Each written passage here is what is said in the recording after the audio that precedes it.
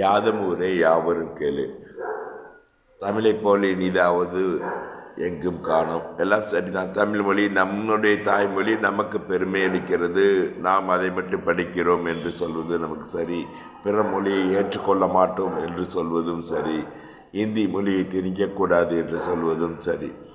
நமக்கு உள்ள சம வாய்ப்பு பிற மொழியாளர்களுக்கு உண்டில்லை. தமிழ்நாட்டில் இருக்கிற 50% மேற்பட்டவர்கள் பிறமொழி பேசுகிறவங்க. நமக்கு உள்ள உரிமை, நமக்கு உள்ள அதே தாய்மொழி பற்று பிற மாநிலத்தவருக்கும் பிறமொழி பேசுபவர்களுக்கும் இருக்கும்ல.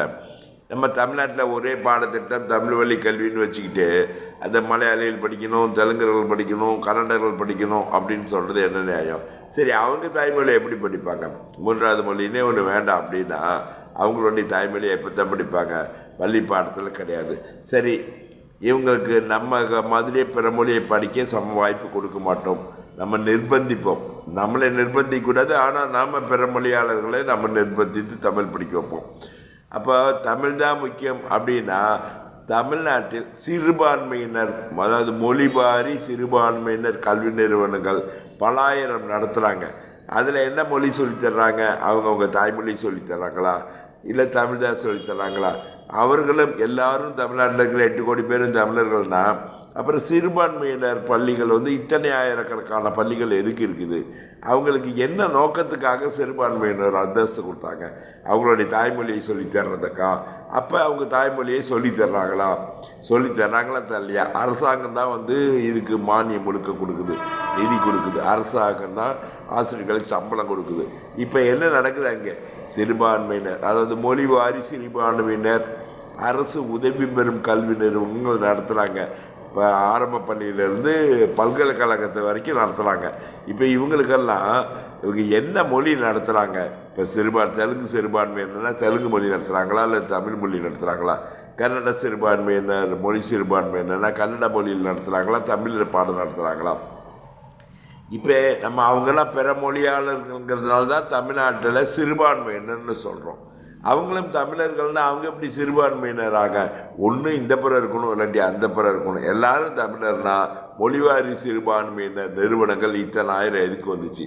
அவங்களுக்கு மொழிவாரி பிரத்யேக அந்தஸ்து கொடுக்கணும், அல்லது அவங்க மொழியை பயிற்றுவிக்கணும், அல்லது அவங்க தாய்மொழியில் தான் அவங்கவுங்க படிக்கணும் அப்படின்னா ஒன்று இந்த பக்கம் இருக்கணும். என்ன இருக்கணும்? அவங்களுக்கு மொழிவாரி சிறுபான்மையினர் அந்தஸ்து கொடுக்கக்கூடாது, எல்லாரும் தமிழை தான் படிக்கணும்னு சொல்லணும். அல்லது இப்போ தமிழ் அல்லாத மொழிகளை படிக்கிறதுக்காக தானே மொழிவாரி சிறுபான்மையினர் அந்தஸ்து தமிழ்நாட்டில் கொடுத்தாங்க. அப்போ 3வது மொழி படிக்கலின்னு அவங்க எத்தனாவது மொழி படிக்கிறாங்க? அவங்க ஆங்கிலமும் தெலுங்கு மட்டும் படிக்கிறாங்களா? அல்லது இப்போ கன்னட சிறுபான்மையினர்னால் ஆங்கிலமும் கன்னடம் மட்டும் படிக்கிறாங்களா, இல்லை தமிழை படிக்கிறாங்களா? தமிழை 3வது மொழியாக படிக்கிறாங்களா, அதில் முதல் மொழியாக படிக்கிறாங்களா? இந்த மொழிவாரி சிறுபான்மையினர் அவங்க கல்வி நிறுவனங்களில் என்ன மொழி படிக்கிறாங்க? இப்போ எந்த மக்கள் இந்த மாதிரி அறிவுரையை கேட்குறாங்கன்னு தெரியல. 3வது மொழி வேணும்னு போராடுறாங்கல்ல, அவங்களுக்கு தெரிஞ்சுக்கிறதுக்காக இந்த சொல்கிறேன். இப்போ இந்த பலாயிரக்கணக்கான கல்வி நிறுவனங்கள் பல்வேறு மொழிவாரி சிறுபான்மையினர் அப்படின்னு சொல்லி நடத்துகிறாங்கல்ல, அவங்க தமிழர்கள் அல்லாதவர்களா? தமிழ்நாட்டில் நான் 50% மேல் தமிழர்கள் அல்லாதவர்கள்னு சொல்கிறேன். அப்படி எல்லாரும் 8 கோடி பேரும் தமிழர்கள்னு நீங்கள் கணக்கெடுக்கிறீங்க. 8 கோடி பேரும் தமிழர்கள்னால் இந்த பலாயிரம் நிறுவனங்கள் எதுக்காக உற்பத்தி ஆகிடுச்சு? இது அரசு அங்கீகாரம் எப்படி கொடுத்துச்சு? இதுக்கு அரசு அங்கீகாரம் மட்டுமல்ல, நிறுவனங்கள் நடத்துவதற்கு நிதியும் கொடுக்குது. அப்போ 3 மொழி அவங்க படிக்கிறாங்களா, படிக்கல? இதில் தமிழ்நாடு மக்கள் தெளிவு பெறணும்ல. அடுத்த பதிவுக்கு வருவோம்.